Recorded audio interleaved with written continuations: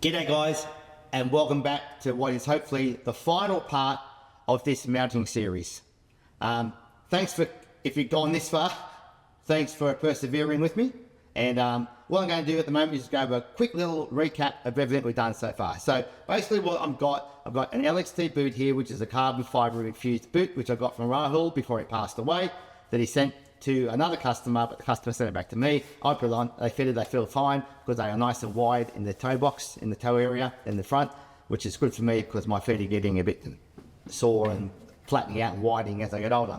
That's also getting mounted to this LXT plate, which I'm not going to go over because obviously I've gone over this thing a few times now, and we know that that is pretty much the only one in existence at the moment. Whether these ever hit the market, I don't know. So who knows? So that's getting mounted to that. Now, I've gone through how to find the length of axle spread that you need for your foot, for your boot, for your plate, sorry. Now, for me, and this is pretty much like a speed mount to me, but this doesn't mean it has to be just speed. For me, I'll use it for session skating and so forth. Now, I'm going to take my shoe off here and show you which is the best way to sort of explain again. So I'm going to take off my shoe and my sock. I'm going to put my big hoofer up here, or my little hoofer, because they've got short, small feet. So basically what we're after, see if I can get that in there. So we've got the center of the ankle. So here is basically the center of the ankle, and you basically put your foot on the ground and you draw a line down to a bit of paper, red paper or something, and then where the big toe meets, basically that area there, where the big toe meets the ball of the foot, that distance between there and there. Now, as a rough estimate, I did have a ruler here because I've moved it now, but basically my distance between there is about 152 millimeters. About 150, 152, 153 is around about that. It's about 150, about 152.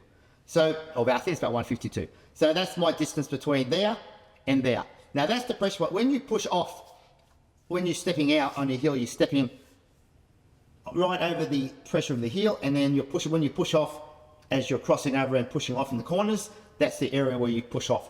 That's my theory. That's a theory that a lot of Aussies get. That basically is called an Aussie mount. So that distance there, about 152, 153.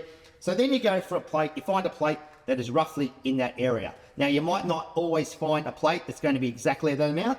Now for me, for the LXT and for Bowen, that's about a 156, 155. The Galaxy is about a 155. So that's a pretty standard size, 155. Now that is good for a track skate because it's a little bit, it's on the short side. If I was going for a road plate, I'd probably go about a 160. Now, unfortunately, these plates are a 167. I do skate a 165 on the road, and I find it nice. But when I actually skate the 155, but this isn't too bad. It could just be a little longer. So I think my sweet spot for a plate for me would be about a 160. So down the track, hopefully, I don't know what I'm going to get. Maybe I can find a plate which is about a 160 and give that fine. I'd like to see, maybe try out one of the B skater plates from Paco, Albert, in Spain. One day I might get those. Depends. Just depends how much money I want to spend. and so forth. So anyway, we're just digressing a bit there. So that's how you find the axle spread of your plate. Now, where you put your axles in relation to that, I usually put my rear axle either on where that middle of the ankle bone is, or just forward of that, which then pushes the axle just forward of that point where that big toe meets the ball of the foot junction. So that's roughly how you do it. Now, once again, it's a bit of determination, personal preference and so forth, but that's how I do it, and that's how a lot of the Aussie skaters. So that is basically the definition of Aussie mount. So when you step forward, actually what we'll do is get a plate here. So you skate. So basically, when you on the road, especially on the road, when you step down on your heel, on the rear toe, and as you come off, then you're pushing off. On that point. Now you'll see there, that pushing off point is right on the. Now they're a 155. They're my track skates. They're Adidas Predator with the 155 Zap plates, which is still a beautiful plate. They are a nice plate. I like them. That's my track skates, and then I have my road skates. At the moment, if I can get this up here without knocking all the wheels over, here goes one. There's my tracks, there's my road skates. At the moment they're a 165, and once again, they're a little bit longer, but for the road, they are quite nice.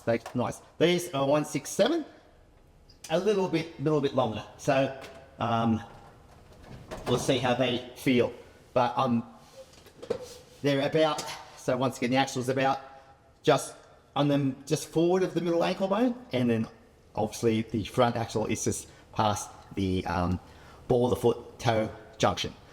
Okay, so that's enough of that. So we saw that I measured the boots. Now, as you measure them, measure across and mark halfway, and at the widest part of the boot, measure across halfway, and then we make a line. We line our plate up roughly with wheels on, we turn it over, hopefully the plate doesn't move, and we look over the top, and we see that the wheels are protruding out either side fairly evenly. Now, take into account we have different curvature on this side of the boot than on this side of the boot, so it's a bit of a guesstimation. So what I did, I actually used self-tappers to put the plate in, and then I went for a little skate to see how they feel, and if I'm happy with that, then I can start mounting. To be truth be told, this is the second time I've done this video. I didn't like the way I did it yesterday. I didn't have my hat on because I'm going through a bit of a pre-cancer cells treatment. I've got bloody yucky shit on my head. So I have already finished one countersink. Now, as a tip for the countersink, we'll have one of my repliers on my YouTube channel said, keep a note about countersink. When you countersink a plate, make sure that you see metric for metric and imperial for imperial, because the angle of the actual the countersink angle is different between imperial and metric. So you want basically where you want the plate is you want the where you countersink it. You want to make sure that the countersink and that the surface of the screw, that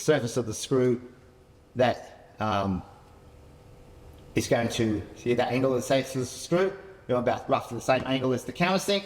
So when you put the countersink in, it's touching nice and evenly around the hole to avoid undue pressure on the plate and cause problems. Most of you guys are probably going to countersink your plate. That's something I'm doing at the moment just because I wanted to. I had done one, so I did the other one.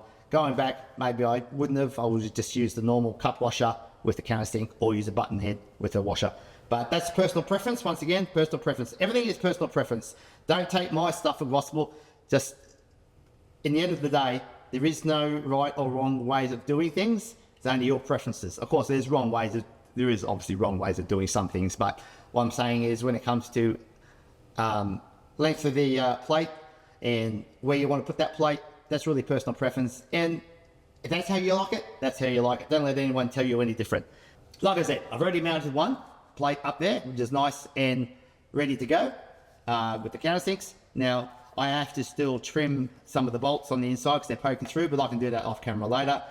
We won't worry about that today. But basically what it is, you put the T-nuts in, put the screw in, see how far it protrudes, count roughly the number of turns, see the number of threads, pull it out and then it's cut off, use a Dremel or so forth. So you can see T-nuts have a prong on them. I'll get that in my other camera.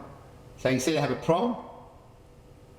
Now what we want to do, we don't necessarily, depending on the sole of your boot, you don't necessarily have to leave those prongs on. You can take them off.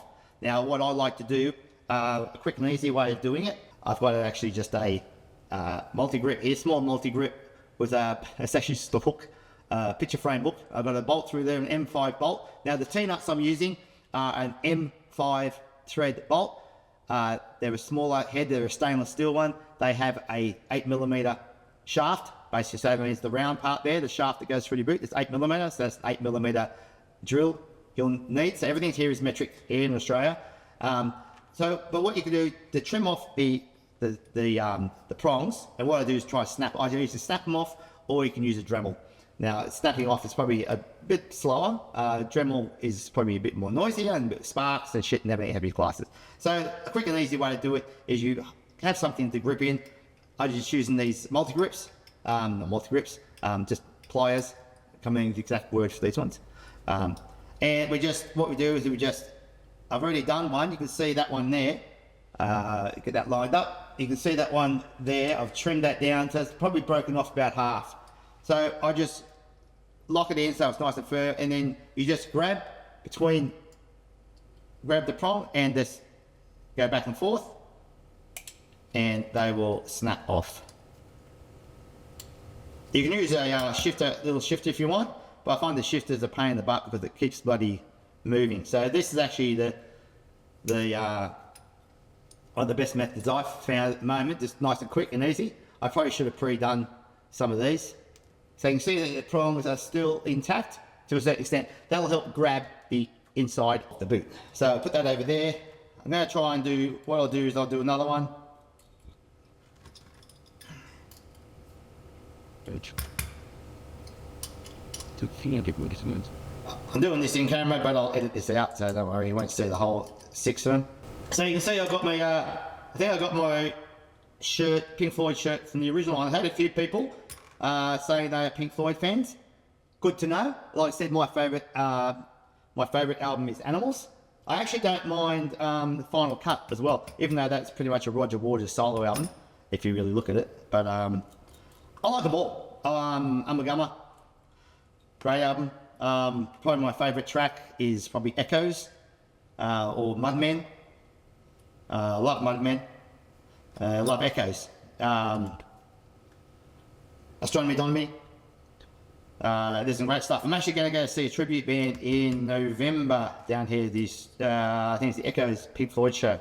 They are playing in November down here at the local entertainment centre, or actually at the IPAC, I think, which is the Illawarra Performing Arts Centre, where I do a lot of my shows. I've done probably about maybe now 7 or 8 shows there. Different shows I've done over the years. The last one I did was School of Rock, where I actually played a drummer. So I had to learn the drums for that. That was good fun. I lived out my rock god dream. I was able to pretend to be a drummer. I actually did sort of learn the drums by faking it. But it was good. It was great fun. Before that, I did Priscilla, Queen of the Desert. I played Bob, the mechanic. There you go, mate. There you go. So that was good. Priscilla's a great show. That was a good, fun show. But I've done other shows. I played Uncle Fester, obviously. I played Patsy in Spamalot. I had to walk around with a big backpack on and get sweated my guts out for 2 hours. But it was all good fun. So I've had some good roles over the years. I actually met my wife through theatre. She's a brilliant singer. Oh, she's a great performer, brilliant singer. She's better than me, that's for sure. In some things. But she's not a good skater. Okay, so this is the last one. Like I said, you can use a Dremel if you want. So I do have a Dremel here right beside me, but I decided not to use it today. Actually, what I'll do is I'll just do the last one with the Dremel. That's what I do. But I'll put safety glasses on just so it's nice and safe. And I fire up the Dremel. The Dremel's just got a cutting wheel on it. It's got a diamond cutting wheel. So we can just fire it up and we can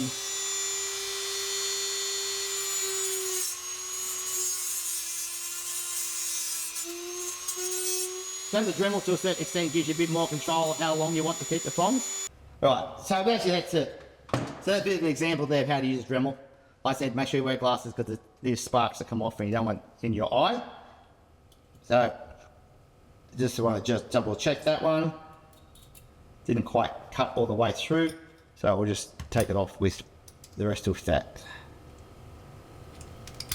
Okay, so you can see now the Dremel one, I was able to cut them down a little bit so they weren't quite as long, but there's enough there to keep the prongs intact to grab into the sole. I'll just unclip this. I always clip myself with these. Okay.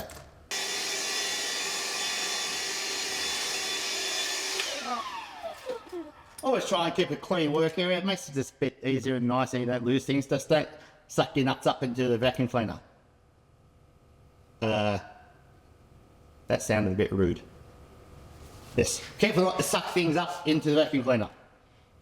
I think I'll just leave the whole sucking thing alone.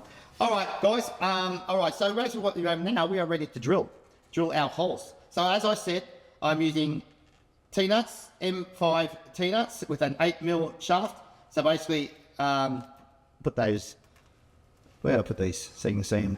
That we need to see. All right, so there's my nuts. Now these, so they're stainless steel T-nuts. They're an M5, like I said, there's M5 stainless steel T-nut with an 8mm shaft. and they should be long enough to poke through. Now, depending on obviously the thickness of your sole, if you have a really thick sole, they shouldn't poke through. But if you have a thin sole, say like a Bont boot, which are quite a thin sole, you might need to actually trim down that shaft. And once again, you could use a Dremel for that. You might need to trim the shaft down. You might need to trim the length of that shaft so it doesn't protrude through the boot. The other way you can do it, now a lot of people don't do this, I know Andrew Daly, I think, and I have done this the past what I've done too, is actually I drill an 8mm hole through the plate so the T-nut passes through the boot and through the plate, into the plate, and that holds the thing. That's up to you, once again, personal preference. I have done it on past plates. I have a plate here which I've done in the past, which I had drilled through. You can see they're an old, this is actually a project I've had going for a while. I've reshaped these old LXTs. They've been shaped just to take some weight off, which is a bit of fun. This is the first LXTs I ever had. But you can see they've been countersunk, and they've also got a lot bigger hole through it. So basically what goes through there is the T-nut will pass through the plate. Now when it goes through the boot, it goes into the plate a bit, and that way it gives a bit, I like that too, because it gives sort of stronger. Now I wouldn't do that for if I had a client and mounted other people's boots, I wouldn't do that unless they specifically asked me to. But there's another option you can do if you wanted to. Like I said, you don't have to do it. It's an option I have done in the past, but like I said, that's once again personal preference. All right, so like I said, I've already done one, mounted up the plate to the boot. So now it's just a matter of now putting this one on. And what we do is we have our drill. We have our 8mm drill in our drill. There it is. Haven't got my Ryobi today, got my AUG. My Ryobis are at home. So what we do is we pull the tongue forward, and we now are going to just start the drilling. Now keep in mind to keep your hands well away from the drill when it's going in, and we want to keep it nice and vertical into the sole, and we just put our, because these have been marked and they're sort of like almost got a sort of, well, like I said, they've got a starting hole to a certain extent. I might just clean that hole up a little bit to countersink. Just going to see what's going on. Now these soles are a bit strange. I'm not sure what they're made of. I don't think they're leather. I don't know, it's like a fake leather or something, but they're sort of almost like a hard cover. Don't get me wrong, they are good, but so we just start our hole. Keep it as vertical as possible when you're going through it. And be careful, just go through slowly. Especially on the front one. Now the reason I'm going slow, because on the front one especially, if they go through, they might hit the tongue, or because basically what, I'll show you in a sec.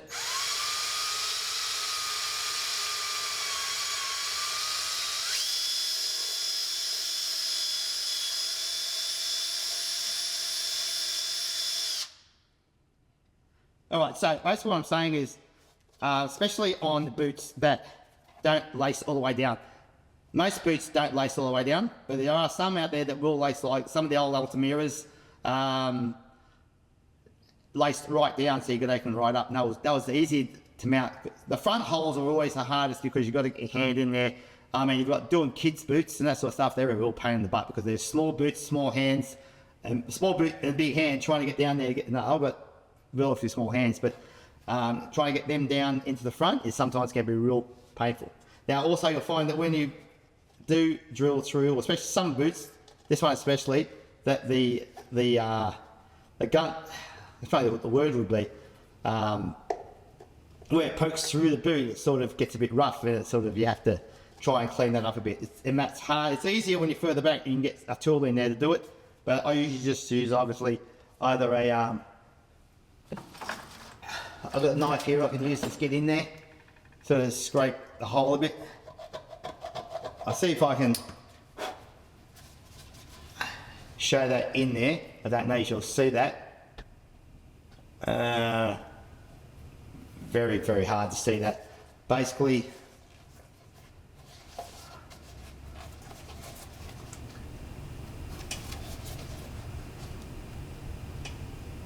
don't know if you can see where the hole has come through, just up on that side, the side here. You see the hole in the boot. I think you get what I mean. Clean up the hole a little bit, move that out of the way so the camera can get in here. Got my little side camera, which is just my phone, which works really well. It's really hard to see. You can see, yes, you can see the hole there. It's a little bit rough, so we get in there and clean it up a bit as much as we can. Like I said, it's a bit hard. I could probably use the drill to do that from the other side, but I'm just get rid of some of that crap. You'll find once you start pulling your T-nut through, it'll get rid of that grunge, gunk, whatever you want to call it. I'm going to drill the 2 back holes and then I'll give it a bit of a vacuum.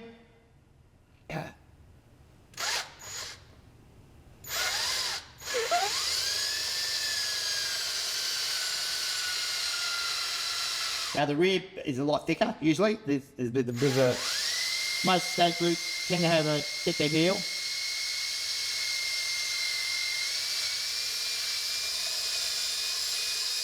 There's always like a sort of pretty much a wedge, inbuilt wedge to a certain extent.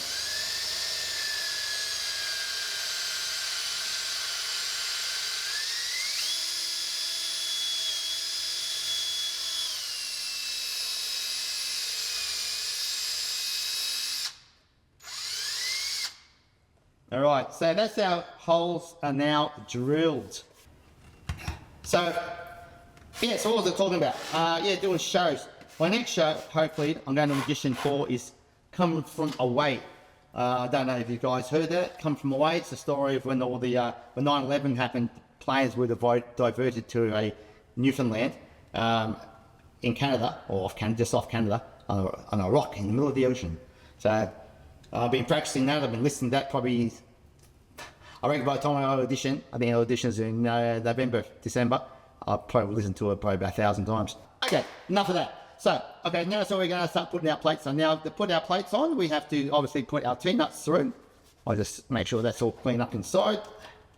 Oop, just get clean up around that hole a bit. You might be able to see better now what I'm talking about too. Okay, so you can see the hole. See the holes there they're a bit sort of, a lot of gunk there, it's not clean. So what I just did was actually just, now that's not always going to happen. I think this is because of this sole, whatever this sole is made of, it's a bit soft on it, not soft, it's actually quite hard, but it's nice, it's almost like a compressed cardboard. Okay, I'll go to the front ones first, because front ones are really a bit pain in the ass. Now what I have here is that I have a nut, and I have it on another hook. I just use it because it's easier than using the washer. I poke this, so basically I poke that through the boot at the front, just hold that with my finger, and then I put the T-nut in and just thread it on to the protruding thread. So this is where it gets tricky, because you got to try and get your finger up in there, get it onto that thread, find that thread, and start threading it so it pulls through. Okay, got that. Now what this does, the washer, what this does help, and because I've got it's just a Phillips head, put my finger on the T-nut, get my screwdriver, and I just now start tightening up, and I feel the T-nut pull down into the boot. So tighten it just enough so it pulls through. So that T-nut is now pulled down into the boot. Back the screw off. You don't want to tighten it too tight, because you don't want the T-nut to start spinning. Because I've taken most of the prongs off, there is always that danger that they might start spinning. So that's another reason to maybe leave more prong on if you want. Once again, that depends on the sole. Bont boots have a lot harder sole. They have a carbon fibre or a fiberglass sole. So that makes them a lot harder. But the inside of the Bond boots do have that foam, spiky T-nut, ouch. Which is good because it helps the T-nut to sink into that foam, the high density foam they have. I've only done 1 or 2 sets of Bonds over the years, not mine. I've never had bont boots. Yeah, so Come From Away, that's the next show I want to do. Come From Away is a show about when 9/11 happened, all US airspace was shut down. So they had to divert all these planes. Now the closest place was this place called Gander in Newfoundland, where they had to divert 38 planes got diverted to Gander, which was a population town of 9,000, but there was 7,000 basically passengers had to spend their time in Gander and surrounding communities. So it's basically the story of that. Some great music, great show, great storylines. It's a real roller coaster of emotion show, and I want to go for the mayor, because the mayor or the cop, they're the ones that are in my age range. Okay, so we've got the next one. Now do all the T-nuts. Now what I might have to do is try and keep my finger on as many of the T-nuts as possible so they don't fall out. Ding ding. Messages. So I don't know if you can see there, the T-nut is pulled through, but it hasn't pulled all the way through the sole. It's pulled through probably about 2/3. Like I said, if I left the prongs on longer, they hold into the sole a bit better. Actually, what I will actually, the next one, I'll put one I haven't depronged and see what the difference is. So I was just going to grab one here. So this one's got all the prongs left on it. So we'll see how the difference that is. So I'm just lining up the hole. I can see the hole now, so I can push it in.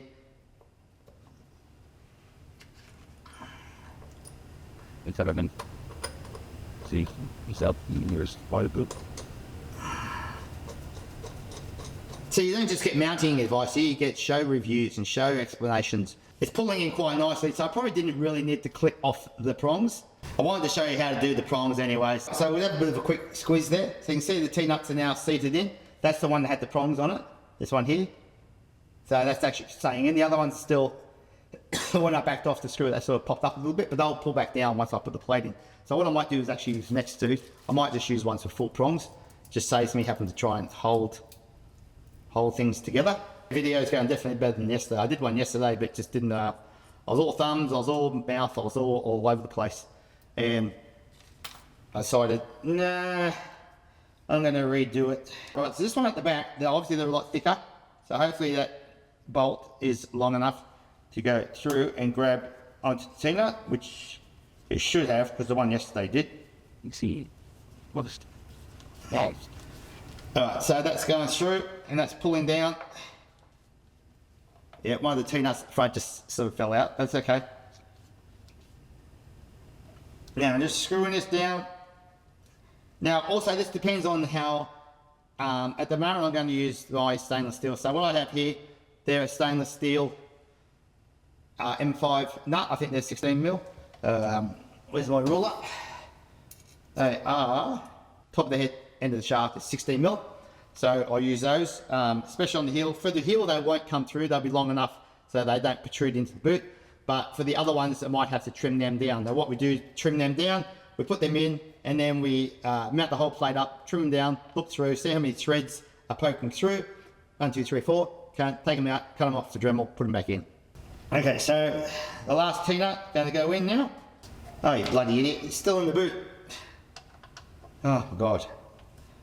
So back this one off. As soon as I said things were going great.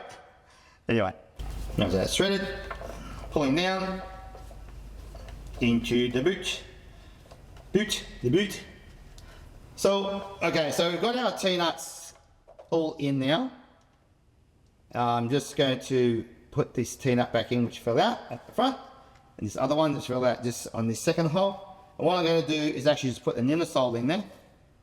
Put the inner sole in. That just helps me hold these T-nuts down while I screw in, while I put in the bolts. Screw in the bolts, bolt in the bolts. Okay.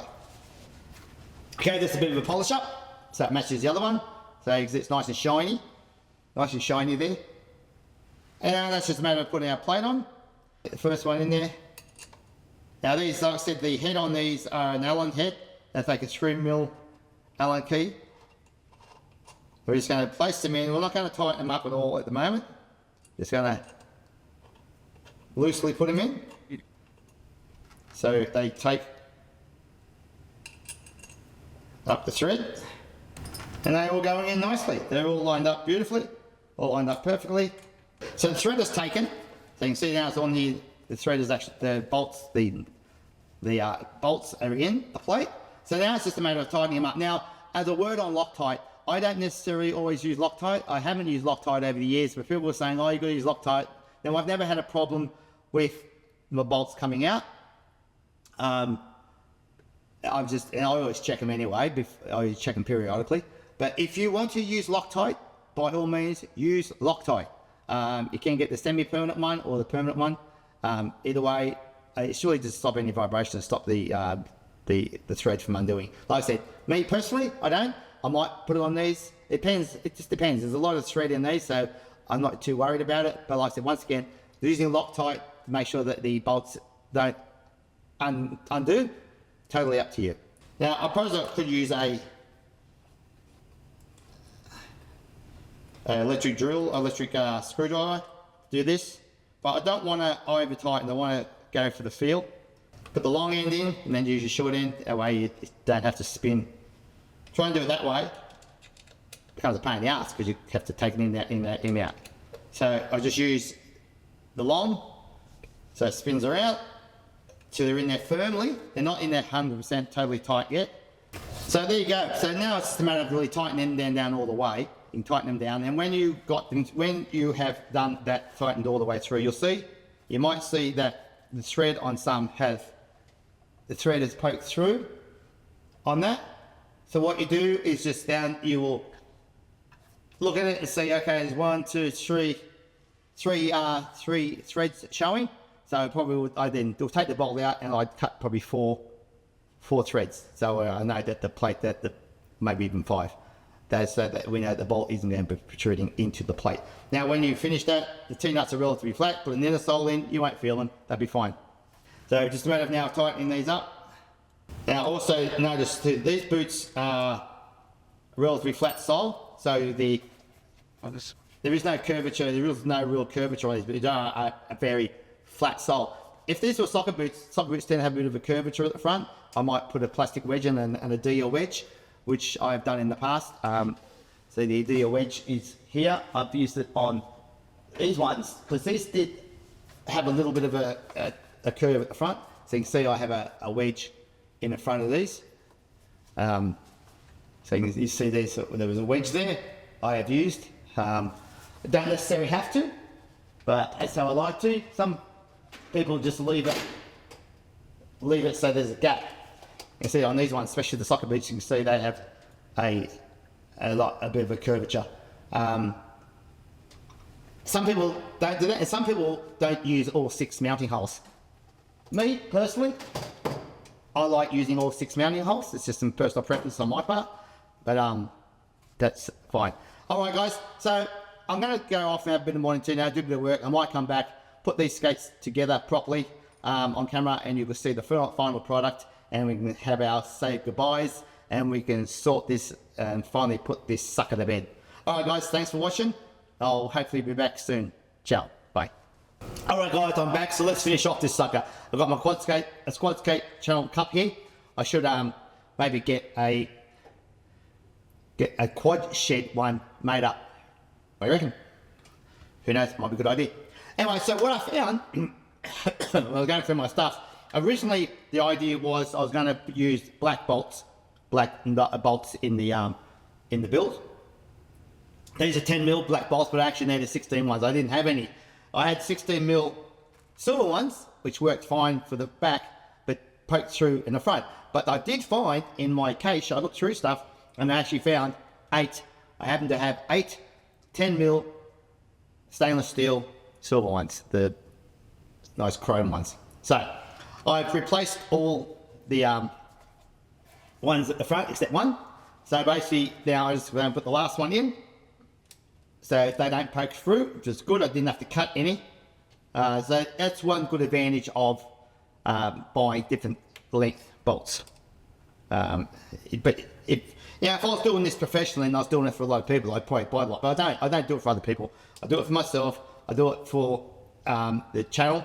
But like I said, if I was someone who did a lot of mounts, I would probably buy a whole different range of lengths of bolts.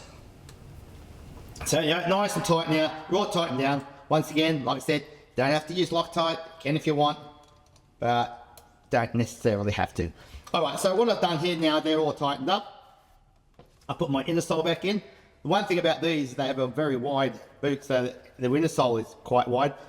I have to try and see if I can find some inner soles to put in, because they're only a very thin, I like molded inner soles, but these are only very thin ones, so I have to find one which is quite wide that I can cut myself. So, and these aren't the greatest fitting inner sole, they were just sort of out of the factory. So, anyway, that doesn't matter. So, the inner sole's in there, bolts are in, mounting bolts are in, nothing's protruding through, the T-nuts are all nice and flat, so you won't feel them through your foot when you put your foot in. Now it's just reassembling the plate. So what I do is, I always grease up my stuff. Now I have a Teflon based grease here. It's just another pack. I've had it for, God knows, I've had this tube, well, I squeezed a little out of the tube because it was getting crappy. But I think I've had it for, like 40 years. This one tube of grease, which I use for greasing up my kingpins and various parts of the skate. Now I'm just going to back off the grub screw with the T20 torque bolt. Take it all the way out. Oops, dropped it. A little bit of grease, and I'm just going to replace that back in. It gives you nice and smooth now. Same with the other one. So this is the exciting bit, get it all back together again. So then once this is done, I can get out for a roll. A little bit of grease on the kingpins. I just like putting a bit of grease on the kingpins, just makes it all nice and greased up. And I just put a little bit of grease in my pipette cups. Don't have to. This is what I do. Nice and grease up everything. Okay, so now it's a matter of reassembling the plate. So these have a different a bottom and a top cushion. Now it depends what you call bottom cushion, top cushion. Bottom cushion is the one that goes closest to the plate. So put the washer back on. It goes over the kingpin. The washer goes down, slides down nicely over the kingpin. Put the other washer on. The other cushion on. And I'm not going into details about these plates because I don't know what's happening with them. If they do make a production model of these, then I might do a full-on video where we go through everything, what dimensions are, the size of the kingpins, and cushions and so forth and whatever. But at the moment, because I don't know what's happening, I'm just going to leave it as is, and I'm not going to preempt anything and get people excited by making a video where I show all the ins and outs of the actual plate itself. But like I said, hopefully this is of interest to you. Okay, so now it's just a matter of putting our truck back over, put it in, slip it over the kingpin, and also at the same time just push it into the pivot cup. And then we put our other one. Now the different shape of the, you can see the different shape of the cushions. It's got a recessed part which goes into the actual truck, goes down over. And then let's just sit down there for a second while I put the other one on.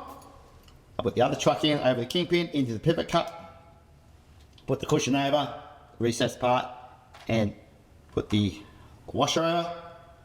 The washer has got a bigger washer so that the adjustment nut goes into the recess. Yes, I have a muffin here.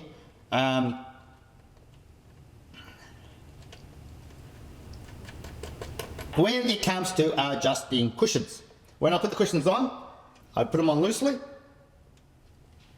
and then I turn them. Now I'm going to use this because sometimes there's little fingers, it just hurts. I usually push down. What I do is I push down on the cushion cup. Let's get this out of the way. Push down on the adjustment nut and turn until I can't turn it any more by hand. Now it also corresponds with whether you can still turn the actual cushion cup. So turning the adjustment nut, and I can just turn the cushion cup. Okay, and just turn it. So that means that the cushion is basically just seated. It's not really compressed at all.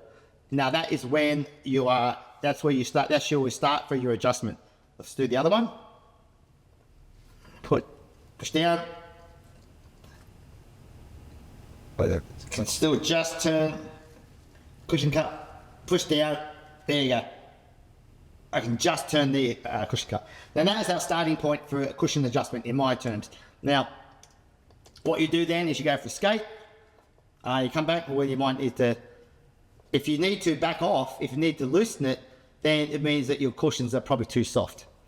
So go for a skate, go around, come around, and if you need to adjust it, then you just undo your adjustment nut, the grub torque screw, and then use the 7mm spanner, which I have somewhere around here. There it is. And I usually just adjust by looking at these, if that's one turn, and I just go down, so from point to flat. So 1, 2, 3, 4, 5, 6. You got 1, 2, 3, 4, 5, 6. So we go point, the flat. That's basically a 1/6 turn. Okay. Then the next point is 2/6, and then that's the flat. That's 3/6, a half. So that's half a turn. We don't want to do go any more than half a turn. So let's go back that off again, because I want to do this while I make sure that's loosened. Like I said, make sure that's loosened off. Now I'm just going to back this back off again, because I want to go through that again. So we got to the point where we can just turn our cushion cup.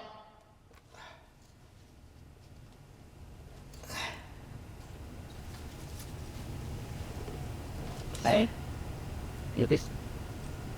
And what I might do is just do that so it's sort of, so the point or the flat is in line. So it just makes it easier to visually to do it. So we've got our cushion cup, and I can just turn the cushion cup. So now that is like that. If I then go, if I adjust now from that point to, so it goes from there to the flat. So the flat is in line with the truck. You know what I mean? So it goes from there to there, because there's 6 points. 1, 2, 3, 4, 5, 6. That's 1/6 turn. You can do, if you wanted to, if it was there, you could go from there. So in that basically flat point there to that, that's basically a quarter turn. And then that goes then to a half turn. If you need to go more than half a turn, definitely more than 3/4 of a turn, which is that, then you probably need a harder cushion.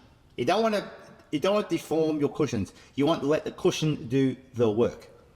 Then I would just tighten up my grub screw. Don't have to crank it down, just enough just so it takes. And then now it's just a matter of putting our wheels on. I'm going to put my Scott Corey Phantoms on.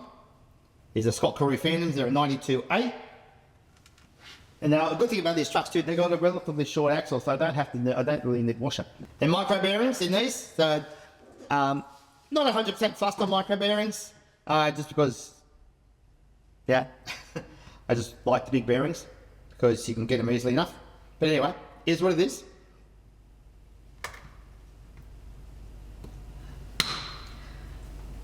Alright, so these are going to, so good thing about these trucks are now the truck is there, it's got the spring washer, the E-clip on there, which is not there, as someone once said, to hold the axles on. They're just there as a space to protect, give a nice flat surface for against the truck. So these goes on and clip over, and they're very little play, very little. I'm not even going to worry about trying to change that because it's fine.